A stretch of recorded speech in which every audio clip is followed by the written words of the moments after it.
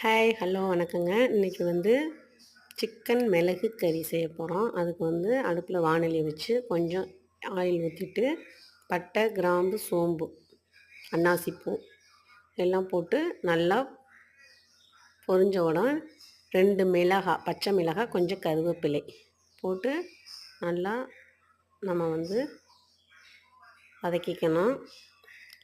அதுக்கப்புறமேட்டுக்கு நல்லா வதக்கி முடித்தோடனே 2 பெரிய வெங்காயம் கட் பண்ணி வச்சுருக்கோம். அந்த பெரிய வெங்காயத்தை சேர்த்துக்கிறோம். சேர்த்துட்டு வெங்காயம் வந்து நல்லா வதங்கணுங்க. கண்ணாடி பதம் அளவுக்கு நல்லா வதங்கணும். இஞ்சி பூண்டு பேஸ்ட் அரைச்சிட்ருக்கோம் மிக்ஸி ஜாரில்.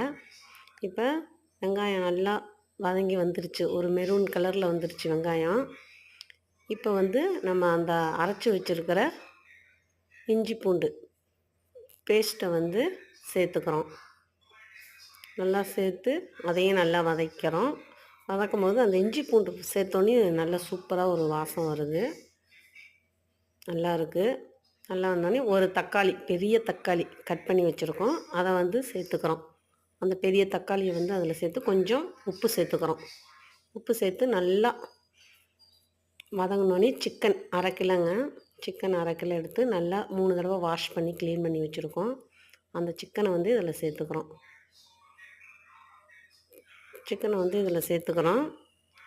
சிக்கனை சேர்த்துட்டு நல்லா ஒரு தடவை ஃபுல்லாக இந்த மசாலா சேர்கிற மாதிரி பரட்டி விட்டு, மிளகு வந்து மிக்ஸி ஜாரில் போட்டு நம்ம வந்து மிளகை வந்து நுணுக்கி வச்சுருக்கோம்.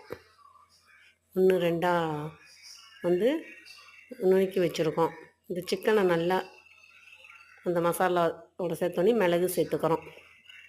நாங்கள் 1/2 கிலோ சிக்கனுக்கு எவ்வளோ மிளகு கறி இன்னதுனால எந்த மசாலாவும் சேர்க்கல. 1/2 கிலோ சிக்கனுக்கு எவ்வளோ மிளகு தேவையோ அந்த காரத்துக்கு தகுந்த மாதிரி மிளகு சேர்த்துருக்கோம். 2 பச்சை மிளகா தாங்க சேர்த்துருக்கோம். வேறு எந்த மசாலாவும் சேர்க்கல.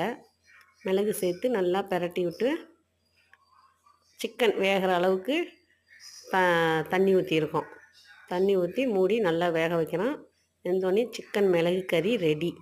சூப்பராக இருக்குங்க. பாருங்கள், செம்மையாக சூப்பராக இருக்குது. பார்க்கவே அவ்வளோ சூப்பராக இருக்குது. டேஸ்ட்டு செம்மையாக இருக்குங்க. தேங்க்யூ.